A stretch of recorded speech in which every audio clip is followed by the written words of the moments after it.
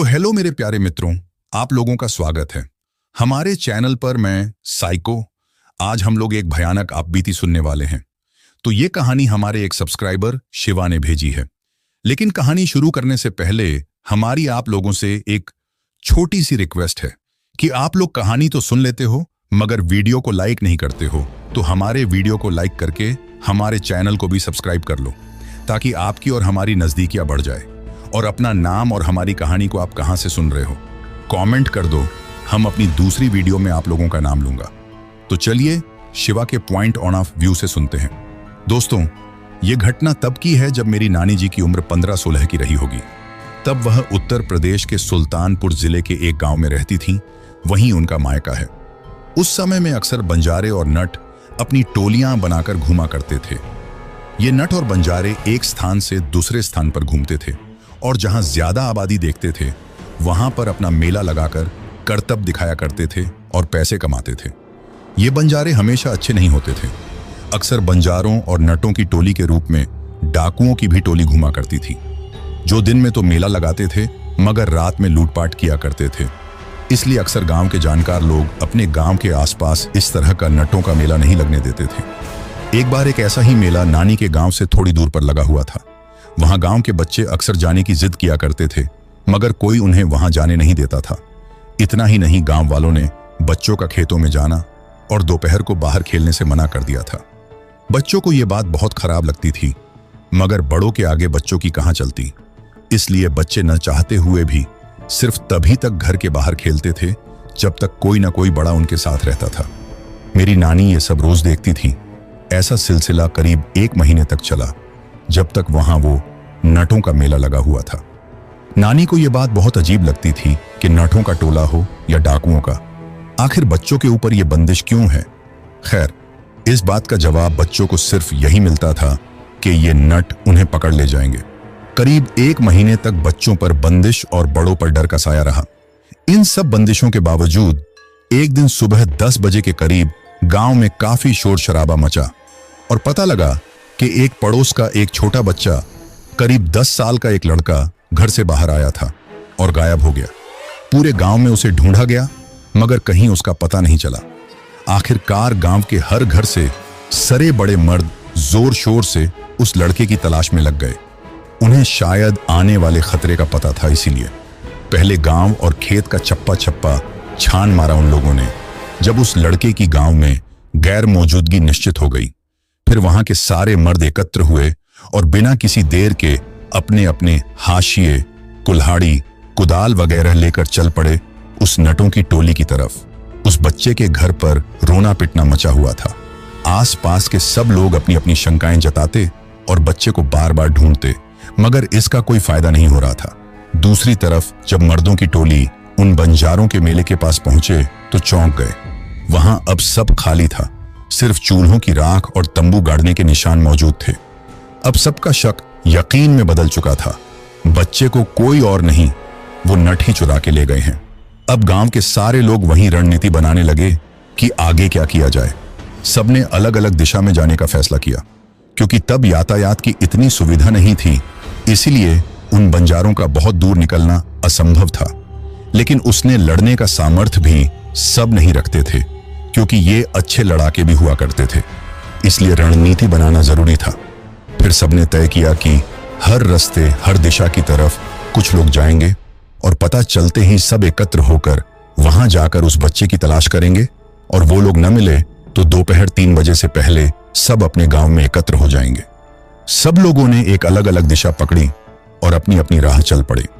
5-5 लोगों का समूह अपनी अपनी राह पर अग्रसर था। पश्चिम की तरफ जाने वाले समूह के आखिर उनके निशान और फिर उनका वो टोला मिल गया। उन सब के पास वापस जाकर बाकी लोगों को बुलाने का वक्त नहीं था, इसलिए वो किसी मौके की तलाश करने लगे और उनके झुंड में उस बच्चे को तलाशने लगे।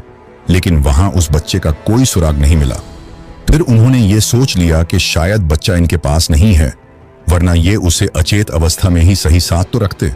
वो आशा खोने ही वाले थे कि किस्मत ने उनका साथ दे दिया और उनकी भीड़ से निकलकर एक आदमी नित्य कर्म के लिए कुछ दूर चला गया। पांचों ने फिर उसी से पूछताछ करने की ठानी। वो पीछे से जाकर उसके ऊपर टूट पड़े और 2 लाठी उसके सर पे जमा कर उसे बेहोश कर दिया। फिर एक तांगे पर उसको लाद कर वापस अपने गांव की ओर चल पड़े। वो जितनी जल्दी हो सकती थी कर रहे थे, क्योंकि उसके साथी उसको ढूंढने जरूर आने वाले थे। वो लोग उसको लेके आधे घंटे में अपने गांव पहुंच गए। बाकी सब भी वापस आए तो उन लोगों ने उसके सर पर एक मटका ठंडा पानी डाला और उसे होश में लाए। होश में आते ही वो आसपास गांव वालों को देखकर घबरा गया, लेकिन बिना मार खाए उसने कुछ नहीं बताया। जब गांव वाले मिलकर उसको उसकी सहन शक्ति से ज्यादा खुराक देने लगे तो वो जान गया कि उसकी जान के लाले पड़ने वाले हैं। फिर उसने बताया कि वो बच्चा कहाँ है। उसने जो बताया उससे सबके होश उड़ गए और उसी वक्त पास के गांव के सिद्ध तांत्रिक को बुलाने के लिए कुछ लोग निकल पड़े और बाकी उसे लेकर उस दिशा में निकल पड़े जहां वो बच्चा था। उसने बताया कि उनकी टोली के सरदार ने उस लड़के को जीवाधारी बनाने के लिए इस्तेमाल किया है। उसकी जान को खतरा है। अगर उसे बचाना है तो या तो उनकी टोली के उसी तांत्रिक को बुलाओ जिसने उसे इस्तेमाल किया है, या फिर उससे ज्यादा माहिर खिलाड़ी को। इसलिए गांव वाले पास के गांव के सिद्ध तांत्रिक को लाने के लिए निकल पड़े। वो तांत्रिक को लेकर जल्दी से जल्दी आ गए और वहीं पहुंच गए जहां पर वो नट गांव वालों को लेकर उससे बच्चे का पता बताने ले गया था। उसने एक जगह एक अजीब सा लिखा हुआ पत्थर दिखाया और गांव वालों से वहां खोदने को कह दिया। गांव वाले खोदने में लग गए और कुछ लोग रह रहकर उसको मारते जा रहे थे और धमकी दे रहे थे कि अगर बच्चे को कुछ हो गया तो उसकी कब्र यहीं बना देंगे। वो तांत्रिक काफी बूढ़े थे, वो भी आ चुके थे और सब कुछ समझ लेने के बाद भी सबके साथ गड्ढे के खुदने का इंतजार कर रहे थे। करीब 4 फुट खोदने के बाद वहां एक पत्थर की परत आ गई जो 3-4 पत्थर से मिलकर बनाई गई थी और फिर संभाल कर सबने मिलकर उस पत्थर की परत को हटाया। नीचे जो उन लोगों ने देखा उससे उन्हें कोई खुशी नहीं मिली। नीचे एक कमरा सा बना हुआ था, करीब 5 फुट चौड़ा और 6 फुट लंबा। उसमें 5 बड़े बड़े घड़े रखे हुए थे, पूरे सोने चांदी से भरे हुए, और पास में वो बच्चा लेटा हुआ था, नए नए कपड़ों में अच्छा खासा तैयार किया हुआ, और उसकी सांसें रुक रुक के चल रही थीं।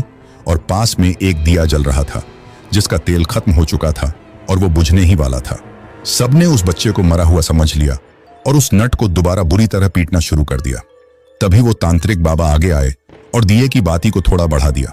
दिए की लो तेज हो गई और बच्चे ने आंखें खोल दी। सबकी खुशी का ठिकाना न रहा, मगर बच्चे ने किसी को भी पहचाना नहीं और अनजान की तरह सबका चेहरा देखने लगा। तांत्रिक बाबा ने सबसे कहा कि ये बच्चा अभी जिंदा है, लेकिन ये तभी जिंदा बच सकता है अगर ये मेरी सिद्ध की हुई जगह पर पहुंच जाएगा, वरना इसे कोई नहीं बचा सकता। इसे लेकर मेरे स्थान पर चलो और सब इस बात का ध्यान रखना कि ये दिया न बुझने पाए। इसमें तेल बढ़ा दो और इसकी अच्छे से देख रेख करना जब तक मैं इसे बुझाने के लिए ना कहूं।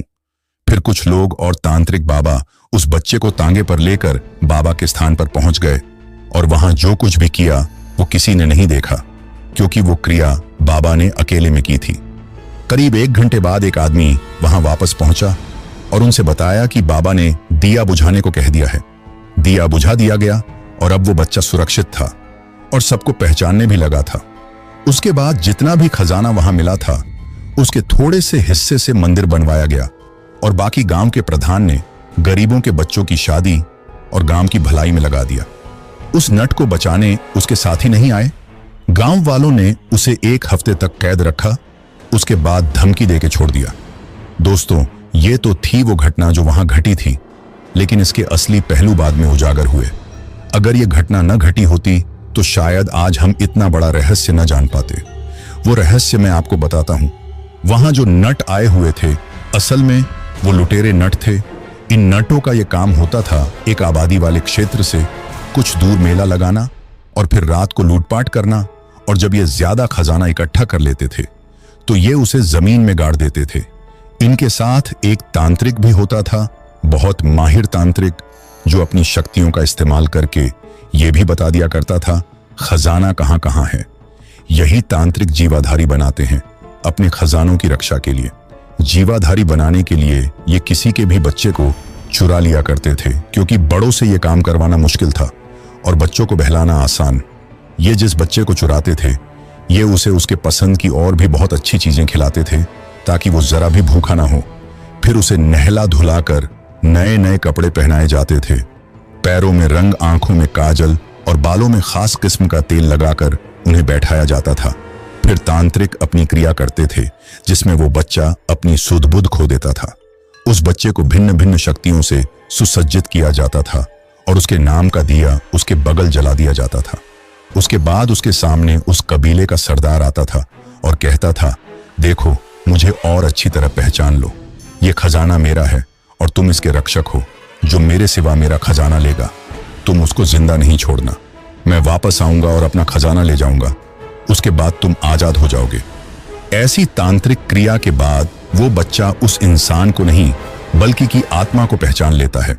फिर वो उसे खजाने के साथ उस गड्ढे में दफन करके चले जाते थे। जैसे ही हो दिया बुझता था, उसकी आत्मा एक अत्यधिक शक्तिशाली शक्ति का रूप ले लेती थी और महीने, साल क्या सदियों तक अगर वो ना आए तो भी खजाने की रक्षा करती है। फिर वो इंसान चाहे इस जन्म में आए या फिर किसी और जन्म में, ये शक्ति सिर्फ उसकी आत्मा को ही पहचानती है और खजाना लेने से नहीं रोकती। अक्सर आपने देखा होगा, कभी कभी कहीं किसी को खजाना मिल जाता है। ये जीवाधारी उनकी आत्मा पहचान कर उन्हें खजाना लेने से नहीं रोकते। दोस्तों, ये कर्म निर्दयी होता है, लेकिन इसका इस्तेमाल राजा महाराजा भी किया करते थे। लेकिन उस समय में इंसान बहुत ईमानदार हुआ करते थे, जो खुद राजा की खातिर जीवाधारी बनने को तैयार हो जाते थे। आपने देखा होगा कि इन जीवाधारियों को अक्सर कुछ तांत्रिक हरा देते हैं। ये केवल उन्हीं जीवाधारियों के साथ संभव हो पाता है जो बाल अवस्था में ही जीवाधारी बनाए गए हों। लेकिन राजा महाराजा के जीवाधारियों को हराना संभव नहीं होता, क्योंकि वो अपनी मर्जी से युवा अवस्था में अपना बलिदान देते हैं और बहुत अधिक शक्तिशाली हो जाते हैं। उनकी ईमानदारी ही उनकी सबसे बड़ी शक्ति बन जाती है। तो पिछली वीडियो पे कमेंट किए थे विकास जयपुर से और शिवांशु राजस्थान से और राज लखनऊ से और दीपू बंगाल से।